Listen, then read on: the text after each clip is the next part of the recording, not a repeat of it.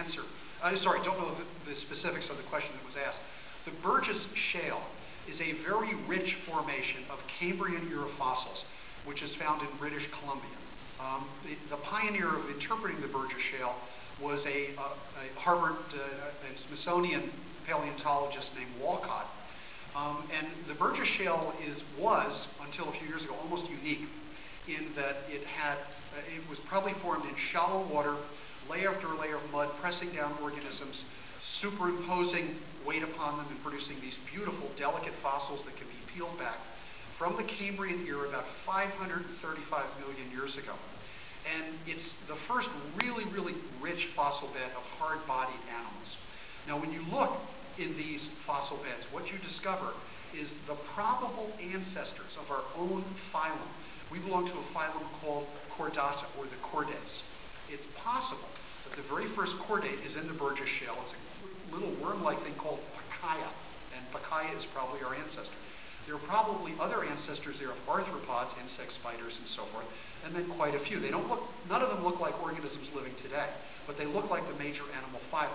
Besides these, however, there are representatives of 8 or 9 other animal phyla, entirely different body plans, and as you asked in your question, they went nowhere, which is to say they didn't leave ancestors like us vertebrates around today.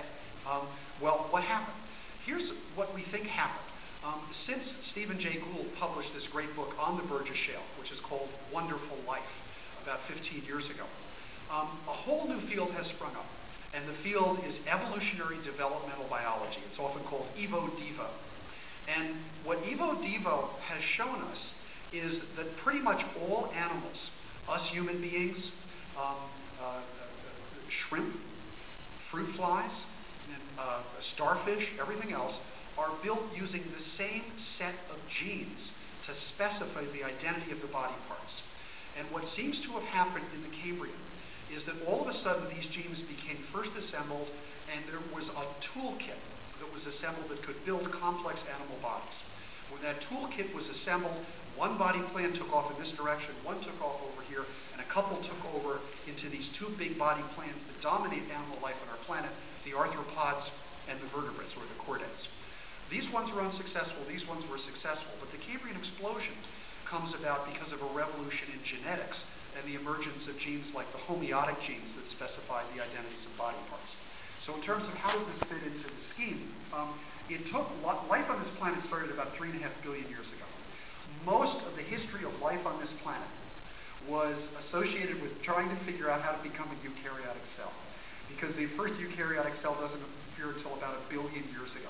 So 2/3 of the evolution of life on this planet is in microorganisms. After the first eukaryotic organisms appear, it takes almost 500 years to figure out how to become multicellular. And then, from becoming multicellular to us, that's just an instant. So the great evolutionary developments in life are really in the early part, the sort of thing that we're tempted to call simple. It's often said that the animals of the Cambrian appear without ancestors. That's breaking down. There are new Cambrian-era fossil beds in China, which have yielded embryos that look like the ancestors of some of these animals. They go back a little further than the Burgess Shale, and I think what we're seeing in the Burgess Shale and other Cambrian fossil beds is a great example of evolution in action and natural selection picking the body plans that turn out to be the best suited to survive under the circumstances.